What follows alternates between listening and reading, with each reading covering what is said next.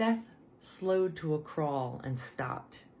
He cut the engine, and the sudden quiet was exquisite.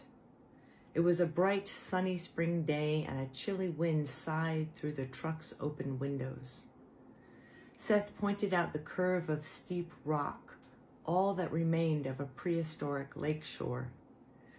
He squinted across the expanse of sand in every direction, punctuated by scrub, creosote, white bursage, brittlebush, and lots more that I hadn't yet looked up in my guide to Mojave Desert flora.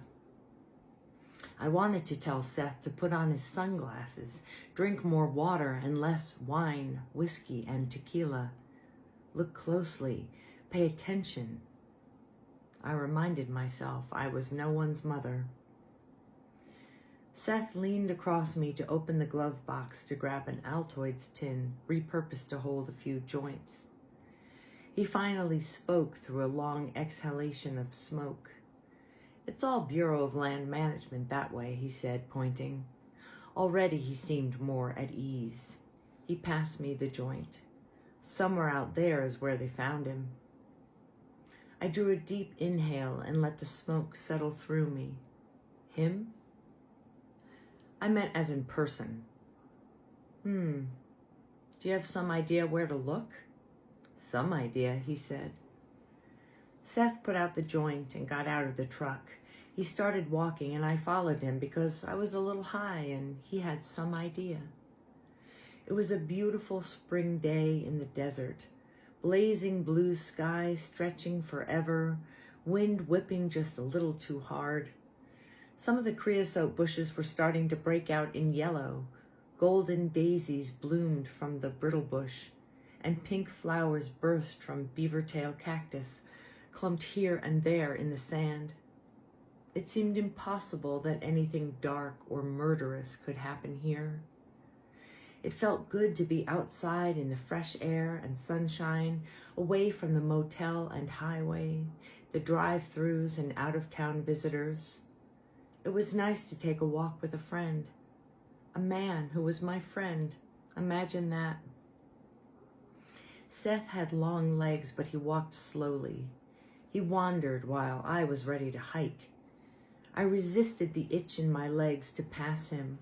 I had resisted that itch since junior high, when I was already my full adult height, mostly legs and long feet.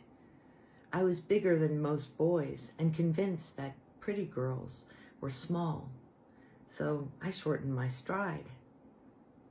Seth said, "Tell me something embarrassing." We stepped down into a wash and followed the path it carved through sand.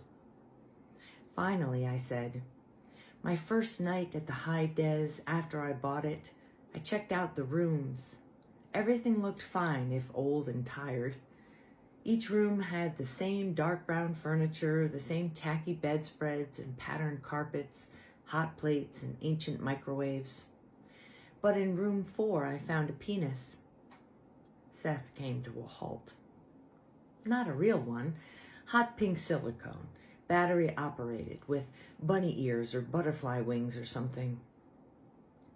"A dick can be a threat, a promise, or a joke," said Seth. "Are you quoting something?" "Just myself." "You should use that in a play if you haven't already," I said. "I think you're the writer." Seth knew that after John disappeared, I got it in my head to write a novel, not so much drawn from my life as inspired by it. I said, "I found a garbage can liner and slipped it over my hand. I picked up the penis and threw it away. What else could I do? Then I washed my hands, which I guess I didn't really need to." "Never a bad idea to wash your hands," Seth said.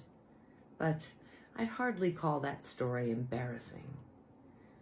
We arrived at a blackened clearing of sand. "Here, maybe?" Seth said. "This might be where they found the body." He straightened to look around, squinting against the sun's glare.